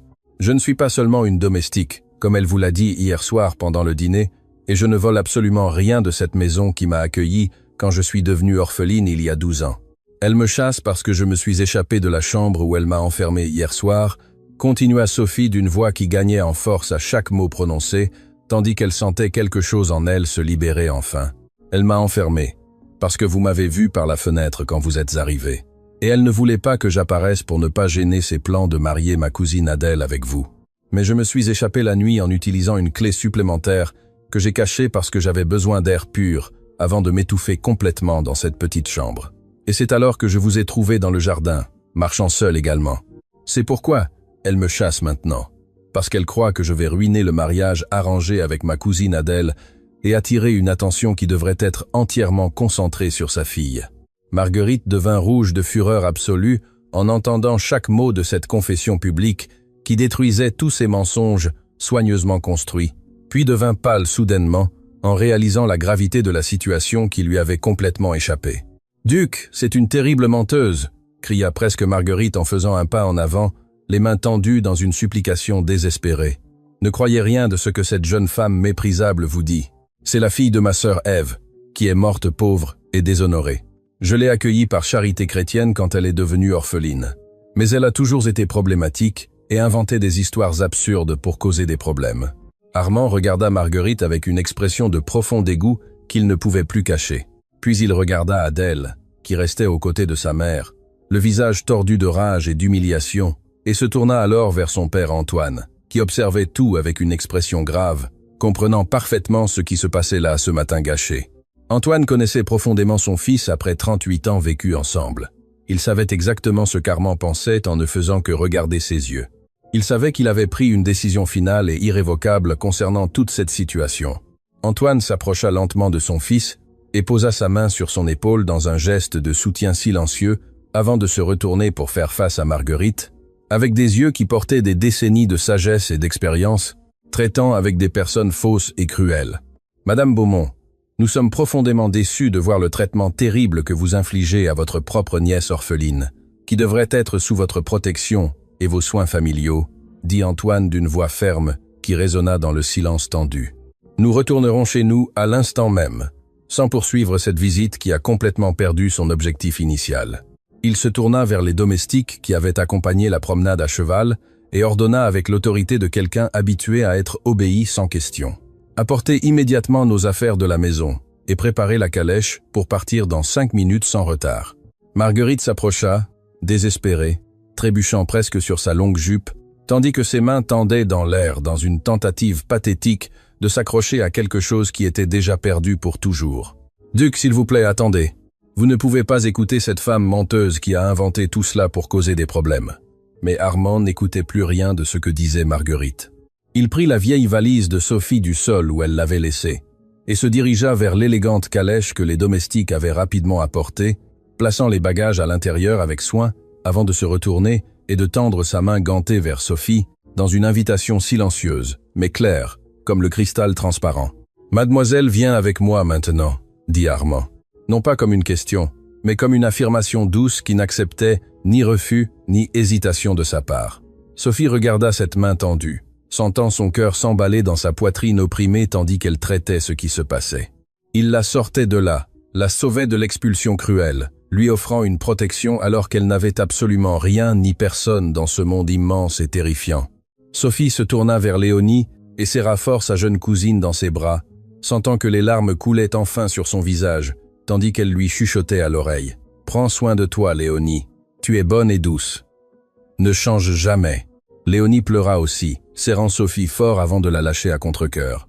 Sophie respira alors profondément, essuya ses larmes du revers de la main et accepta la main d'Armand, sentant ses doigts envelopper les siens avec une fermeté réconfortante qui la fit se sentir en sécurité pour la première fois en 12. Longues années d'insécurité constante. Il l'aida à monter dans la calèche avec la délicatesse d'un véritable gentleman, tandis qu'Adèle se mettait à pleurer désespérément, debout à côté de sa mère, car à ce moment-là, elle comprit clairement qu'elle avait perdu sa seule chance de devenir une duchesse riche et respectée. L'homme, qui aurait dû être son mari, emmenait sa méprisable cousine qu'elle avait maltraitée pendant des années, sans penser aux conséquences futures. Les domestiques apportèrent rapidement les affaires d'Antoine et d'Armand, qui avaient été préparées dans les chambres d'hôtes, rangeant tout à l'arrière de la calèche avec une efficacité entraînée. Antoine monta dans la calèche, s'asseyant aux côtés de Sophie, qui restait silencieuse, encore en train de digérer tout ce qui s'était passé en ces minutes impossibles et surréalistes. Armand se retourna une dernière fois pour faire face à Marguerite Beaumont, qui était là, debout, complètement détruite, voyant tous ses plans ambitieux s'écrouler comme un fragile château de cartes, emporté par un vent fort et implacable. « Nous nous reparlerons, Madame Beaumont, quand je déciderai que le moment sera opportun », dit Armand d'une voix froide, qui portait une promesse voilée de futures conséquences que Marguerite ne pouvait prévoir, mais qu'elle devait sans doute craindre profondément. Puis il monta dans la calèche, fermant la porte derrière lui, et donna 2 coups sur le toit, signalant au cocher de partir immédiatement, sans plus de retards inutiles. La calèche commença à avancer lentement au début, puis gagna de la vitesse en s'éloignant de ce manoir, emportant Sophie loin de la seule maison qu'elle avait connue au cours des 12 dernières années, l'emportant vers un avenir complètement incertain, mais qui ne pouvait pas être pire que le passé qu'elle laissait derrière elle, dans cette poussière dorée soulevée par les roues en mouvement. Marguerite était là, debout devant le manoir, les poings serrés contre son corps tremblant de rage incontrôlable, tandis qu'elle voyait la calèche s'éloigner, emportant sa nièce à la place qui aurait dû être celle d'Adèle, sa fille favorite et unique espoir de salut financier. Adèle pleurait à chaudes larmes à côté de sa mère, des sanglots dramatiques secouant tout son corps, tandis que Léonie restait quelques pas en arrière, observant tout avec une expression confuse, mêlée d'un soulagement secret, car Sophie s'échappait enfin de ce lieu de cruauté constante et d'humiliation quotidienne que personne ne méritait de subir. Indépendamment des circonstances de naissance ou du manque d'une fortune matérielle héritée, Sophie tentait de comprendre tout ce qui se passait à ce moment-là, tandis que la calèche se balançait en avançant sur le chemin de terre qui s'éloignait du manoir de Marguerite. Sa vie avait soudainement été complètement bouleversée en quelques minutes. 1 heure auparavant, elle était expulsée sans savoir où aller. Et maintenant, elle était assise dans une élégante calèche aux côtés du duc et de son père. Ses mains tremblaient légèrement sur ses genoux, tandis qu'elle tentait de digérer tout cela sans parvenir à croire que cela se produisait réellement. Antoine lui sourit avec une douceur qui illumina son visage. « Calmez-vous, mademoiselle Sophie. Respirez profondément. Nous voulons maintenant connaître votre histoire. » Sophie regarda, nerveuse, Armand, qui l'observait avec ses yeux pensifs qui semblaient traverser son âme. « Je voudrais m'excuser pour tout ce qui s'est passé, » dit Sophie d'une voix basse. « Vous ne méritiez pas de vivre cette situation. » Armand inclina la tête sans détourner le regard d'elle. « Alors, Marguerite est-elle vraiment votre tante ?» Sophie acquiesça, sentant ses joues rougir. « Oui, monsieur. C'est la sœur de ma mère Ève, décédée il y a 12 ans. » Antoine se pencha en avant, intéressé et pensif. « Ève, ce nom ne m'est pas étranger. Marguerite a mentionné la mort de sa sœur, mais n'a jamais parlé d'avoir une nièce. » Sophie respira profondément. « Ma mère est morte quand j'avais 12 ans. Avant de partir, elle a écrit à tante Marguerite pour lui demander de prendre soin de moi. Depuis, je suis dans cette maison. » 12 ans à être traité de cette manière ? Demanda Armand d'une voix grave qui résonna dans la calèche. Sophie regarda par la fenêtre, évitant ses yeux. « Je n'avais nulle part où aller, monsieur. » Antoine secoua la tête, pensif. « Je me souviens quand Octave a rencontré Marguerite, il a voyagé à Clairefontaine et est revenu fiancé à elle. C'était trop rapide. Cela a fait parler. » Il regarda Sophie avec curiosité. « Votre mère était là aussi ?» Sophie acquiesça. « Oui, monsieur. Elles vivaient toutes les deux ensemble après le décès de ma grand-mère. Marguerite s'est mariée au marquis et est partie. Ma mère est restée. » Antoine fronça les sourcils. « Et votre père ?» Le silence qui suivit fut pesant, et Sophie baissa le regard. Ma mère n'a jamais dit qui il était. Antoine et Armand échangèrent des regards significatifs que Sophie ne put déchiffrer entièrement. « Octave est mort 2 ans après le mariage, » dit Antoine lentement. « Il a tout laissé à Marguerite. Elle est devenue veuve, riche, très jeune. » Sophie acquiesça. « Ma tante s'est remariée et a eu Adèle et Léonie. Le second mari l'a abandonnée, emportant une partie de la fortune. » Armande se pencha en avant, posant ses coudes sur ses genoux. « Pourquoi as-tu accepté de subir cette humiliation pendant si longtemps, Sophie ?» Elle le regarda enfin, les yeux brillants. « Parce que, monsieur, je n'avais personne d'autre au monde. Je n'avais pas le choix. » La sincérité brute de cette réponse serra quelque chose dans la poitrine d'Armand. « Ta tante te cachait, » affirma Armand plus qu'il ne posa une question. Sophie acquiesça. Elle ne voulait pas que j'apparaisse quand elle recevait des visites. Elle disait que j'étais trop jolie et que je ruinerais les plans qu'elle avait pour Adèle. Antoine laissa échapper un son de désapprobation. Quelle cruauté absurde avec sa propre nièce. Sophie se tordit les mains, nerveuse. « Et maintenant ?» demanda-t-elle soudain d'une voix tremblante. « Où me menez-vous? Je ne veux pas vous déranger. Antoine regarda son fils, attendant la réponse, car il ne savait pas non plus exactement ce qu'Armand prévoyait. Armand garda son regard fixé sur Sophie avec une expression sérieuse. « Vous êtes maintenant sous ma protection. Vous resterez chez nous. » Sophie ouvrit grand les yeux. « Mais monsieur, je ne peux pas. » Simplement, il l'interrompit d'une voix ferme. « Si vous le pouvez, vous resterez avec nous jusqu'à ce que nous décidions du meilleur chemin pour votre avenir. Je ne vous laisserai pas à la rue après ce que j'ai vu aujourd'hui. » Le ton de sa voix n'admettait pas d'argument et Sophie ressentit de la gratitude, mêlée à la peur de rêver. Le voyage dura 7 heures à travers champs et villages, jusqu'à ce qu'ils arrivent en fin d'après-midi aux terres du duché. Sophie regarda par la fenêtre et retint son souffle. Le château était immense, 3 fois plus grand que celui de Marguerite, avec de hautes tours et des jardins élaborés qui semblèrent sans fin. La calèche s'arrêta et des domestiques en uniforme sortirent pour les accueillir. À ce moment, un enfant de 6 ans sortit en courant par la porte. « Papa, papa, tu es rentré !» cria Louis excité. « Louis, ne cours pas, tu vas tomber !» dit Armand en descendant et en ouvrant les bras. L'enfant se jeta sur lui en riant, tandis que son père l'embrassait fort avant de l'emmener jusqu'à Sophie. « Mon fils, voici mademoiselle Sophie. Sophie, mon fils Louis. » Louis tendit sa petite main. « Bonjour mademoiselle. » Sophie sourit sincèrement pour la première fois depuis longtemps. « Bonjour Louis. Ravi de te rencontrer. » L'enfant inclina la tête en regardant de son père à elle. « Elle est votre fiancée, papa? Vous l'avez ramenée ici ?»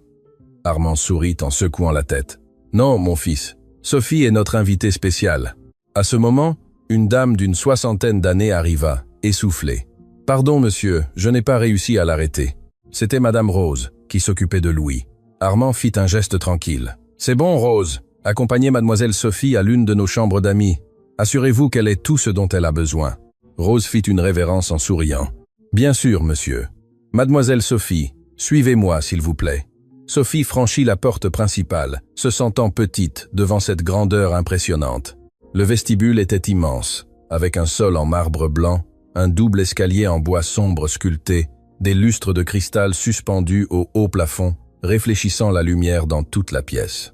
Rose la guida par l'escalier, montant 24 marches jusqu'au 2e étage, où s'étendait un long couloir. Elles passèrent plusieurs portes, jusqu'à ce que Rose s'arrête devant une double porte en chêne sculpté. Elle l'ouvrit, révélant une immense chambre, un lit à baldaquin avec des rideaux bleu ciel, une haute armoire en bois, une coiffeuse avec un miroir ovale, de grandes fenêtres donnant sur des jardins interminables, de doux tapis recouvrant le sol, des peintures délicates décorant les murs dans des tons doux. Et il y avait même un petit salon attenant avec un canapé, des fauteuils. « Ceci sera votre chambre, mademoiselle Sophie », dit Rose en déposant la vieille valise dans un coin. « Si vous avez besoin de quoi que ce soit, sonnez simplement la clochette sur la table de chevet et quelqu'un viendra vous aider immédiatement. » Sophie regarda autour d'elle, complètement perdue.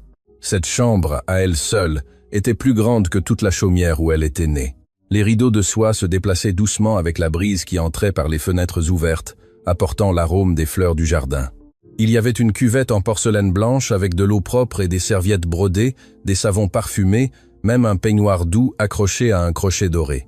Sophie toucha le couvre-lit, sentant le tissu fin glisser entre ses doigts. Elle n'avait jamais dormi dans quelque chose d'aussi luxueux de toute sa vie de 24 ans. Sophie prit un bain préparé par Madame Rose dans une baignoire en porcelaine blanche avec de l'eau tiède parfumée qui détendit chaque muscle tendu de son corps fatigué. Quand elle sortit enveloppée dans une douce serviette, Rose était déjà de retour dans la chambre, portant plusieurs belles robes dans ses bras, ce qui fit retenir le souffle de Sophie par la surprise. « Mademoiselle, ces robes ont appartenu à la défunte épouse du duc », expliqua Rose d'une voix douce en les étendant sur le lit. Elle n'a pas eu le temps de les porter, car elle est tombée malade peu après les avoir achetées. J'ai demandé la permission à monsieur Armand, et il a autorisé que mademoiselle les utilise sans aucun problème. Rose plaça également un plateau de nourriture qui sentait délicieusement bon. Une soupe crémeuse, du pain chaud, du fromage frais, des fruits doux et un verre de jus d'orange. « Nourrissez-vous bien, mademoiselle. » Et après, le duc a demandé que vous descendiez à la bibliothèque car il souhaite vous parler. Sophie se changea, choisissant une robe lilas en tissu doux qui épousait parfaitement ses courbes, comme si elle avait été faite sur mesure pour son corps. Elle mangea lentement, savourant chaque bouchée tout en pensant à Léonie et Catherine. Elles avaient toujours bien pris soin d'elle, tout comme Rose le faisait en ce moment, de petites attentions qui réchauffaient son cœur blessé. Quand elle eut fini, Rose revint, et l'aida à arranger ses longs cheveux châtains, les attachant partiellement avec des épingles délicates, et laissant quelques boucles lâches tomber sur ses épaules nues. « Tranquille », dit Rose en souriant de manière maternelle en arrangeant une mèche rebelle. Le duc a ce visage sévère et fermé qui effraie beaucoup de monde, mais c'est un homme bon, au cœur généreux. Si mademoiselle est ici sous ce toit, c'est parce qu'il a de l'estime et du respect pour vous. Sophie remercia avec une gratitude sincère et descendit les escaliers, sentant son cœur battre plus vite à chaque marche. La nuit tombait dehors, teignant le ciel de violet et d'orange à travers les hautes fenêtres, tandis que Sophie marchait dans les couloirs illuminés jusqu'à trouver la bibliothèque. Elle frappa doucement à la porte en chêne foncé et entendit la voix grave de celui-ci. « Entrez ». Elle ouvrit doucement et vit Armand assis derrière un immense bureau, entouré d'étagères remplies de livres du sol au plafond. Il se leva immédiatement en la voyant et resta debout quelques secondes de plus, se contentant de l'observer. Sophie était magnifique dans cette robe lilas qui mettait en valeur ses yeux bleus brillants, ses cheveux tombant en douces ondulations, sa peau encore rougie par le bain chaud. Comment cette femme pouvait-elle l'émouvoir à un point qu'il ne parvenait même pas à s'expliquer? Quelque chose en lui s'agita dangereusement quand elle entra, apportant un doux parfum de lavande qui envahit complètement ses sens. « Asseyez-vous ici, mademoiselle Sophie », dit Armand d'une voix plus rauque qu'il ne l'avait voulu en tirant une chaise tapissée pour elle.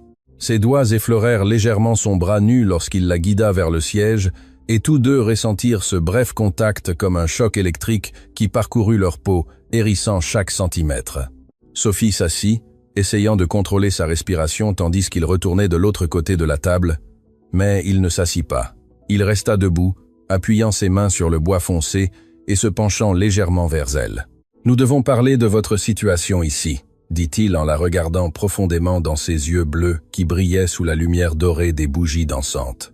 Sophie remarqua comment ses yeux semblaient encore plus intenses dans cette pénombre romantique, comment ses larges épaules remplissaient sa chemise blanche de lin entr'ouverte au col, révélant la peau bronzée de son cou fort. « Je sais que ces 2 derniers jours ont été une folie », commença Armand en passant la main dans ses cheveux noirs, dans un geste de frustration qui parut étrangement attrayant à Sophie. « Vous me connaissez à peine, et je vous connais à peine vraiment. Mais d'une manière ou d'une autre, vous êtes maintenant chez moi, Sophie, et nous devons décider ce qui se passera à partir de maintenant. » Sophie entrelaça ses mains sur ses genoux, essayant de paraître calme malgré son cœur battant. « Une fois de plus, merci, monsieur, pour tout ce que vous avez fait pour moi aujourd'hui. Je n'oublierai jamais cette gentillesse. » Armand sourit. Ce petit sourire mais authentique qui transformait complètement son visage austère, le rendant dévastateur et beau. « Appelez-moi Armand, s'il vous plaît. Pas de formalité entre nous. Puis-je vous appeler Sophie ?» Elle acquiesça, sentant la chaleur monter à ses joues. « Oui, vous pouvez. » Son nom sur ses lèvres sonna trop intime dans ce silence chargé de choses non dites. Armand finit par s'asseoir, mais il se pencha en avant, posant ses coudes sur la table, réduisant la distance entre eux, jusqu'à ce que Sophie puisse voir chaque détail de ses yeux hypnotisants. « Mon père, la société, toute la cour exige qu'un duc soit conservateur et traditionnel. Sophie, nous devons fonder une famille appropriée, assurer la continuité du titre, maintenir les apparences que cette vie exige. » Sa voix baissa, devenant plus intime. « Sincèrement, je n'avais pas l'intention de me remarier après avoir perdu ma femme il y a 3 ans. Mais je dois garantir l'avenir de Louis. Il faut qu'il ait une famille complète. » Sophie l'écoutait, fascinée par la sincérité brute de sa voix. « Quand mon père m'a dit que votre tante Marguerite avait une fille célibataire, j'ai accepté d'aller la rencontrer parce que c'était quelqu'un que mon père pensait connaître et en qui il avait confiance. Mais quand je suis arrivé dans ce manoir et que j'ai regardé par cette haute fenêtre, il s'arrêta en respirant profondément. Je vous ai vu vous éloigner et quelque chose a changé en moi, Sophie. Quand j'ai demandé à votre tante qui vous étiez et qu'elle m'a menti en face en disant que vous n'étiez qu'une domestique, j'ai senti qu'il y avait quelque chose de très étrange dans cette maison. » Continua Armand avec une intensité croissante qui fit retenir le souffle de Sophie. « Adèle est comme toutes les autres femmes nobles que j'ai rencontrées. Elle parle trop, sourit de manière étudiée, me voit comme un titre et une fortune, pas comme un homme réel. Ses yeux brûlaient dans les siens. Mais cette nuit dans le jardin, quand je vous ai trouvé seul, vous m'avez dit « Non, Sophie, vous avez fui en courant comme si j'étais un danger mortel. Vous ne m'avez pas vu comme un duc riche, ni comme une opportunité d'ascension. Vous m'avez vu seulement comme un homme qui envahissait votre moment de paix volé. » Sophie sentit les larmes lui piquer les yeux par la façon dont il comprenait exactement ce qu'elle avait ressenti.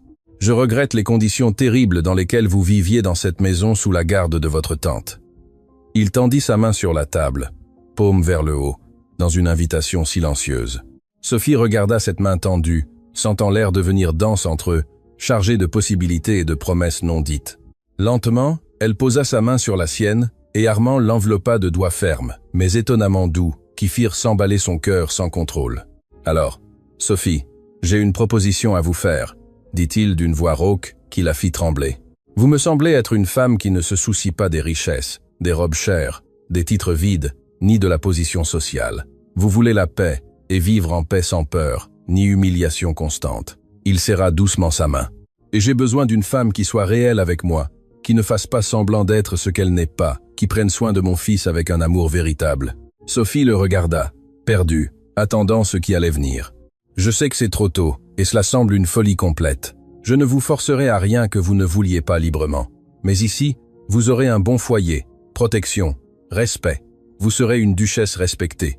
Qu'en dites-vous » Sophie le regarda profondément dans les yeux, y voyant de l'espoir, mêlé à une peur du rejet qui l'humanisait complètement, lui ôtant tout le faste du titre qu'il portait. « Armand, nous nous connaissons depuis à peine 2 jours, dit-elle doucement, sans lâcher sa main. C'est une folie que tout cela se produise si vite, sans temps pour comprendre ni digérer. Armand acquiesça sérieux. « Je sais, Sophie. Je sais parfaitement. Mais parfois la vie ne nous donne pas le temps idéal. Parfois nous devons risquer ou perdre l'opportunité pour toujours. » Sophie respira profondément, rassemblant le courage de dire ce qu'elle pensait. « Alors, j'ai une autre proposition à vous faire. » Armand haussa les sourcils, surpris et intrigué. « Laquelle ?» Sophie sourit pour la première fois depuis qu'elle était entrée dans cette bibliothèque. « Et si nous apprenions à mieux nous connaître d'abord, avant de décider de quelque chose d'aussi important et définitif? Pourquoi tant de hâte, Armand ?» Elle serra sa main. « Donnez-moi le temps de vous connaître vraiment, de connaître Louis, de connaître votre vie, et que vous me connaissiez aussi, non seulement la jeune femme que vous avez sauvée, mais qui je suis vraiment à l'intérieur. » Armand regarda cette femme devant lui, ressentant la certitude absolue qu'il prenait la bonne décision pour la première fois en des années de solitude et de masque vide. Elle ne s'était pas lancée sur l'occasion sans réfléchir comme n'importe quel autre l'aurait fait.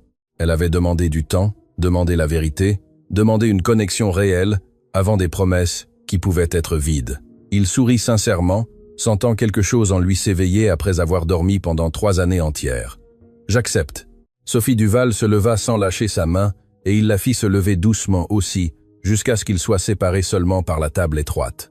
Le parfum de lavande qu'elle portait l'enveloppa complètement, se mêlant à l'odeur des vieux livres et des bougies de cire, créant une atmosphère unique de ce moment suspendu dans le temps. Sophie tendit l'autre main par-dessus la table, et Armand la prit aussi, entrelaçant leurs doigts avec les siens, tandis que leurs regards se rencontraient, promettant sans mots qu'ils donneraient une chance au destin qui les avait unis de manière si impossible et inattendue. Là, debout dans cette bibliothèque illuminée seulement par des bougies dansantes, 2 cœurs blessés commençaient à guérir ensemble. Après cet accord scellé dans la bibliothèque avec les mains entrelacées et des promesses silencieuses, Armand décida d'attendre comme Sophie l'avait demandé, lui donnant le temps de se connaître vraiment avant toute décision finale. Il conversa longuement avec son père Antoine cette même nuit, lui expliquant tout ce qui s'était passé et ce qu'il ressentait pour cette femme qui était entrée dans sa vie de manière si inattendue, changeant tout. Antoine écouta tout en silence pensif, avant de poser sa main sur l'épaule de son fils et de dire d'une voix chargée de sagesse. « La décision sera la tienne, Armand. Elle l'a toujours été et le sera toujours. Mais je peux dire que cette jeune femme a quelque chose de spécial, qui fait briller à nouveau tes yeux après 3 années éteintes. » 2 semaines s'écoulèrent dans une nouvelle routine qui semblait étrangement naturelle pour tous dans cette grande maison. Puis, un matin ensoleillé, un messager apporta une lettre scellée des Beaumont qui tendit l'atmosphère quand Antoine l'ouvrit en présence de Sophie et Armand, réunis dans le salon. Antoine lut à voix haute avec une expression de plus en plus irritée. Marguerite Beaumont demande humblement au duc de reconsidérer la proposition de mariage à sa fille Adèle, alléguant qu'il y a eu de terribles malentendus ce jour-là. Elle s'excuse profondément pour tout ce qui s'est passé et demande si le duc a l'intention de rendre sa nièce Sophie à la maison familiale où elle appartient.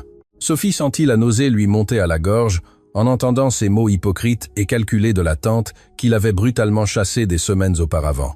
Armande était debout près de la cheminée, les poings serrés, essayant de contrôler la rage qui bouillonnait dangereusement. « Cette femme n'a aucune honte. Antoine plia la lettre calmement et la posa sur la table. « Nous ne répondrons pas encore. Laissons Marguerite attendre anxieusement sans savoir ce que nous avons décidé. » Il regarda Sophie avec une expression pensive. Quand Octave a rencontré Marguerite, il m'envoyait des lettres me racontant leur relation. « Sophie, je crois que c'est dans celle-ci que j'ai lu le nom de ta mère, Ève. Il a dû la connaître aussi à cette époque. Il y a si longtemps que les lettres sont rangées dans quelques coffres poussiéreux au grenier, continua Antoine en se grattant le menton. Mais je les chercherai pour comprendre comment il est tombé amoureux de ta tante. Sophie le regarda. Si vous trouvez ces lettres, puis-je les lire? J'aimerais beaucoup en savoir plus sur ma mère à cette époque. Antoine rit en secouant la tête, amusé. Je ne sais pas si notre correspondance entre hommes est appropriée pour une jeune femme comme toi, Sophie. Octave et moi parlions de beaucoup de choses qui te feraient rougir jusqu'à la racine des cheveux. Sophie rit aussi, se sentant légère après la tension de la lettre de Marguerite. Même ainsi, j'aimerais essayer, monsieur Antoine. Je promets de ne pas me scandaliser facilement. Antoine lui fit un clin d'œil. Alors j'essaierai de les trouver dans les prochains jours en fouillant dans ce grenier oublié. Les semaines qui suivirent furent les plus heureuses que Sophie ait vécues récemment. Louis adora Sophie dès le premier instant. L'enfant de 6 ans la suivait partout, lui demandant de lui lire des histoires avec des voix différentes pour chaque personnage. Il jouait dans le jardin, courant après elle et riant aux éclats. Il posait 1000 questions sur tout ce qu'il voyait avec son insatiable curiosité enfantine. Sophie découvrit chaque recoin de ce grand château, explorant des salles oubliées. La cuisine où les domestiques l'accueillirent chaleureusement, l'immense bibliothèque où elle passait des heures à lire des livres auxquels elle n'avait jamais eu accès auparavant. Elle fit la connaissance de tous les employés qui y travaillaient, de Madame Rose, qui la traitait comme une fille, des jardiniers qui lui enseignèrent les noms des fleurs exotiques, des cuisinières qui la nourrissaient de délicieuses sucreries. Quand Armand l'emmena voir les écuries, Sophie fut émerveillée par les magnifiques chevaux qui y vivaient, traités comme des royaux. « Léonie adorerait ça », commenta Sophie en caressant la crinière d'une jument brune. Armand observa son expression et suggéra « Nous pourrions l'inviter à venir si vous voulez ». Sophie refusa avec tristesse. « Ma tante ne la laisserait jamais venir me voir, Armand. » Sophie avait demandé du temps pour mieux connaître Armand avant de prendre une décision aussi importante et définitive concernant la proposition de mariage.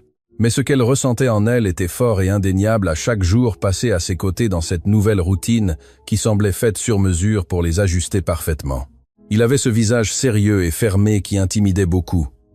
Il souriait rarement lorsqu'il traitait des affaires ou recevait des visites formelles.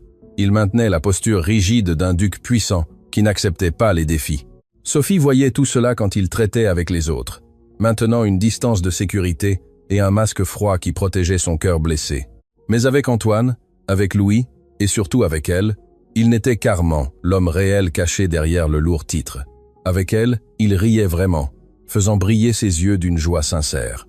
Il relâchait ses épaules tendues, laissant tomber complètement sa garde. Il parlait de peur et d'espoir qu'il n'avait jamais partagé avec personne auparavant. Et Sophie aimait beaucoup cet Armand réel et vulnérable que seule elle pouvait voir derrière les masques sociaux nécessaires. Il la complimentait constamment de manière qui la faisait rougir, mais sourire de bonheur. Il disait que ses yeux étaient plus bleus que le ciel d'été, que son rire était la plus belle musique qu'il ait jamais entendue, que sa gentillesse avec Louis faisait fondre son cœur de glace. Il l'attendait tous les matins pour le petit déjeuner, refusant de commencer sans sa présence à ses côtés, à cette grande table où il parlait de tout et de rien, tandis que le soleil entrait par les fenêtres, illuminant tout. Il lui apprit à monter à cheval avec une infinie patience, la tenant par la taille quand elle tremblait de peur au début, courant à ses côtés dans les champs ouverts, jusqu'à ce qu'elle gagne en confiance et rit librement avec le vent dans ses cheveux lâchés. Il lui présenta toutes les propriétés qu'il administrait, l'emmenant rencontrer les travailleurs qui cultivaient les terres, faisant vivre des centaines de familles qui dépendaient du duché. Ils se connaissaient déjà depuis des semaines dans cette vie quotidienne constante, mais l'impression était qu'ils se connaissaient depuis des années entières. Tout coulait naturellement entre eux, comme une rivière trouvant son lit sans effort ni résistance. Un après-midi doré, Armand invita Sophie à une promenade à cheval spéciale, sans révéler la destination finale qu'il avait soigneusement planifiée. Ils chevauchèrent pendant près d'1 heure à travers des champs fleuris et des forêts parfumées, jusqu'à atteindre un jardin sauvage au sommet d'une falaise, avec vue sur des vallées infinies baignées par la lumière orangée du soleil, descendant lentement. Sophie descendit de cheval, aidée par lui, et marcha jusqu'au bord, contemplant cette beauté à couper le souffle, tandis que la douce brise jouait avec ses cheveux châtains. Armand resta quelques pas en arrière, l'observant contre ce coucher de soleil doré, sentant son cœur s'oppresser d'une émotion accablante. « Ma mère m'amenait ici quand j'étais enfant », dit-il d'une voix rauque d'émotion. « Mon père voyageait beaucoup pour régler des affaires, et nous deux restions ici à parler de rêves et de peurs jusqu'à l'apparition des étoiles. » Sophie se retourna en le regardant et vit des larmes briller au coin de ses yeux qu'elle aimait tant. L'émotion était évidente en parlant de sa mère décédée qui lui manquait tant. Sophie s'approcha lentement jusqu'à être très près et lui prit la main, entrelaçant ses doigts aux siens dans un geste de réconfort silencieux qui en disait plus que 1000 mots. Armand regarda cette femme incroyable devant lui, illuminée par le soleil couchant doré, et ne put plus contenir ce qu'il ressentait depuis des semaines, brûlant dans sa poitrine opprimée.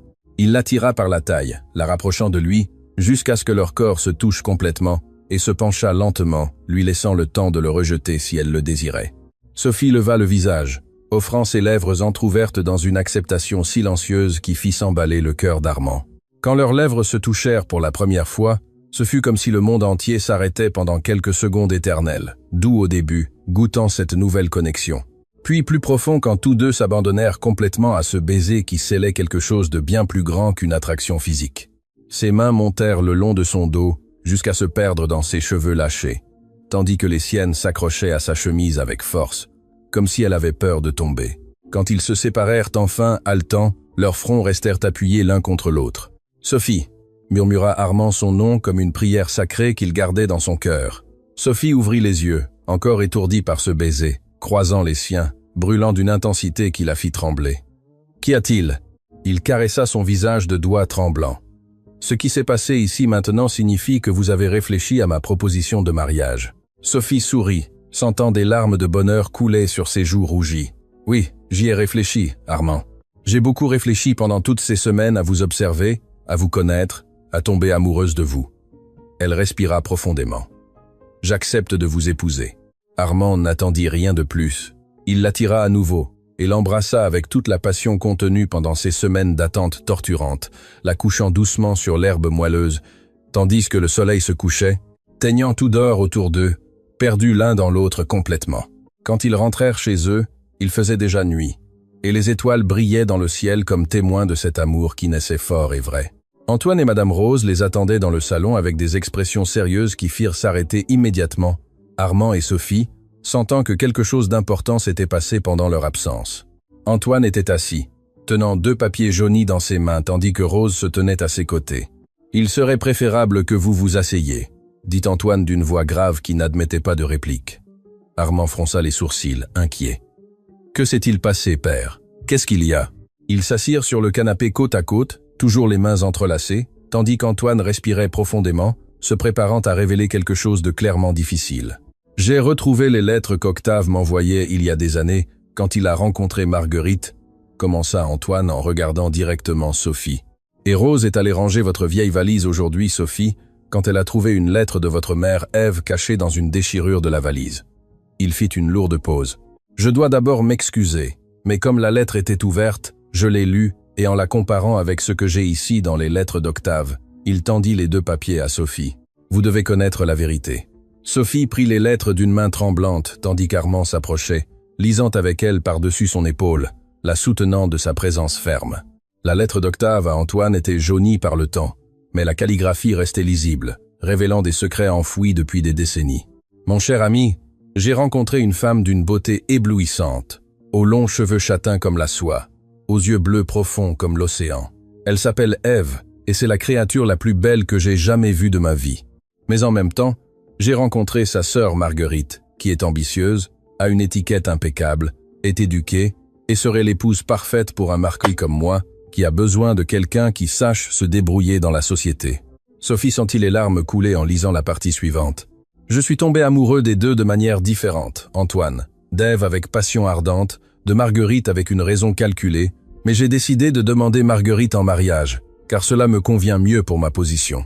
Je pars avec Marguerite à Compiègne et je laisse Ève derrière moi, même si mon cœur saigne à cause de ce choix. » La lettre de sa mère, Ève, était pliée plusieurs fois et cachée dans la déchirure de cette vieille valise que Sophie avait gardée pendant 12 ans, sans connaître le trésor qu'elle contenait. « Ma chère fille Sophie, tu mérites de connaître la vérité que j'ai cachée pour te protéger, toi et ma sœur. » Octave est ton père légitime. Nous nous aimions profondément, mais il l'a choisie elle, et je n'ai pas voulu détruire leur mariage en révélant ma grossesse. Quand j'ai découvert que j'étais enceinte de toi, j'ai fui vers la chaumière pour que personne ne le sache, mais Octave me rendait visite en cachette et me soutenait financièrement pour que je ne révèle jamais la vérité. Et quand il est décédé, j'ai décidé de continuer à garder ce secret. Sophie retint son souffle en lisant la partie finale. Tu es sa fille et l'héritière de sa fortune. J'espère que tu trouveras cette lettre et que tu te battras pour tes droits, même en sachant que Marguerite n'acceptera jamais de partager quoi que ce soit avec toi. Pardonne-moi de t'avoir laissé seule. Je t'aime plus que tout, Ève. Sophie regarda Armand, les yeux débordant de larmes tandis qu'elle tenait ces lettres qui changeaient complètement son histoire. Ma mère a traversé tout cela seule, Armand, portant ce terrible secret pendant des années pour protéger sa sœur qu'il a ensuite complètement rejetée. J'ai besoin d'y aller maintenant pour voir ma tante et la confronter à cette vérité. Antoine se pencha en avant. Mais Sophie, ta tante Marguerite ne savait rien du fait que tu étais la fille d'Octave. Sophie se leva avec détermination, ses yeux bleus qu'elle avait hérités de sa mère courageuse brillants. Je sais, monsieur Antoine, mais malgré tout, je dois y aller et régler cela une fois pour toutes. Armand lui prit la main en entrelaçant leurs doigts. Alors nous irons ensemble demain très tôt. Le lendemain matin, la calèche du duc s'arrêta devant le manoir des Beaumont, faisant courir Marguerite à la fenêtre en entendant le bruit reconnaissable des roues sur la terre. Son cœur s'accéléra d'espoir en voyant Armand descendre de la calèche. Enfin, il était venu reconsidérer le mariage avec Adèle, comme elle l'avait demandé dans cette lettre envoyée des semaines auparavant. « Adèle, Adèle, viens vite, le duc est là !» cria Marguerite en appelant sa fille qui arriva en courant, arrangeant ses cheveux blonds à la hâte. Mais alors Sophie descendit de la calèche, vêtue d'une élégante robe bleu marine en tissu noble, les cheveux relevés en une coiffure élaborée, avec la posture de celle qui savait exactement qui elle était et ce qu'elle valait. Et Armand lui tint la main, l'aidant à descendre avec la délicatesse d'un gentleman amoureux qui ne cachait plus ses sentiments. Sophie regarda directement Marguerite, qui se tenait à la porte avec une expression de choc absolu, et dit d'une voix ferme qui résonna clairement. « Nous allons parler, tante Marguerite, tout de suite. » Adèle allait protester, ouvrant la bouche, indignée, mais Sophie la regarda avec une nouvelle autorité. « Silence, Adèle, cela ne vous concerne pas. » Ils entrèrent dans le salon où Sophie remit les 2 lettres à Marguerite pour qu'elle les lise, tandis qu'Armand restait à ses côtés en soutien silencieux. Marguerite lutte, tremblant visiblement. D'abord la lettre d'Octave, révélant qu'il avait connu Ève. Puis la lettre dévastatrice d'Ève, révélant que Sophie était la fille légitime d'Octave et l'héritière de la moitié de la fortune que Marguerite avait dépensée seule pendant des années, croyant que tout était uniquement à elle. « Es-tu venue réclamer ton héritage, Sophie ? C'est ce que tu veux ?» demanda Marguerite d'une voix tremblante, essayant de garder un peu de dignité. Sophie la regarda calmement. « Non, tante. D'autant plus que tu as déjà pratiquement tout ce que mon père a laissé, le dépensant en luxes inutiles et en mauvaise gestion. Je suis venu chercher Catherine et Léonie. Je les emmènerai toutes les 2 avec moi chez moi, et j'élèverai Léonie comme si elle était ma jeune sœur, lui donnant tout ce que tu m'as refusé pendant 12 longues années. » Marguerite se leva furieuse, frappant la table de ses mains. « Tu n'emmèneras pas ma fille loin de moi, Sophie. Léonie reste ici avec moi dans cette maison. » Sophie la regarda avec fermeté, sans reculer d'un centimètre. « Oui, je l'emmènerai ou alors je ferai valoir mes droits légaux, et je prendrai ce qui te reste de l'héritage qui m'appartient aussi. Puisque tu as dépensé toute ta moitié en futilités vaines, tu devras me donner ce qui reste de ma moitié, que tu as utilisé illégalement, sans mon consentement. » Elle se pencha de manière menaçante. « Et alors tu devras vivre dans une humble chaumière comme ma mère a vécu et coudre pour survivre comme elle l'a fait toute sa vie, subvenant aux besoins de la fille que tu as rejetée. Et je ne veux pas que tu utilises Léonie comme monnaie d'échange à l'avenir, en essayant de la marier à un vieux noble pour de l'argent. Elle mérite un avenir meilleur que cela. » À ce moment, Léonie descendit les escaliers, vêtue d'une robe grise usée que Sophie reconnut comme celle qu'elle-même portait auparavant, et comprit immédiatement que Léonie avait pris sa place d'humiliée maintenant, pour avoir défendu sa cousine, ce jour terrible. Sophie courut vers Léonie, et toutes 2 s'étreignirent fort, pleurant tandis qu'Armand observait ému cette scène d'amour véritable entre cousines, qui s'étaient toujours aimées malgré tout. « Je suis venu te chercher, Léonie. Maintenant tu vivras avec moi, et tu ne souffriras plus jamais dans cette maison, » murmura Sophie à son oreille. « Appelle aussi Catherine pour qu'elle vienne avec nous. » Léonie se sépara en essuyant ses larmes. « Catherine a été renvoyée il y a des semaines, Sophie. Maman l'a chassée parce qu'elle était ton amie. Sophie, à qui est-ce? Alors je la retrouverai plus tard au village, et je l'emmènerai à la maison aussi. Elle se tourna vers Marguerite, qui restait là, tremblante de rage impuissante. Acceptez-vous ces termes, tante Marguerite? Léonie vient avec moi volontairement, et vous ne nous approchez plus jamais, ni moi ni Léonie. Et en échange, je ne réclamerai pas le reste de l'héritage qui m'appartient techniquement de droit du sang. Marguerite n'eut aucun choix.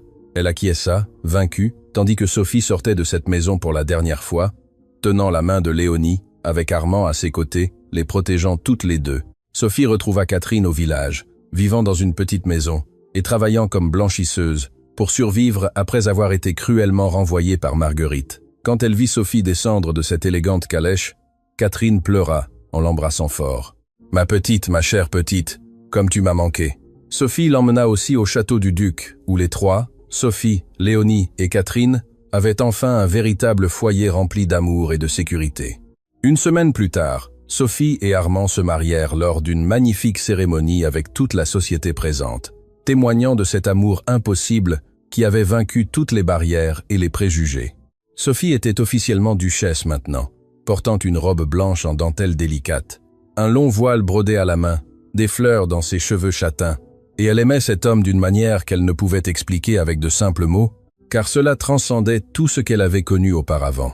Léonie avait tout préparé pour elle, l'aidant à s'apprêter avec un soin aimant tout en pleurant de bonheur, de voir sa cousine avoir enfin la fin heureuse qu'elle avait toujours méritée depuis son enfance.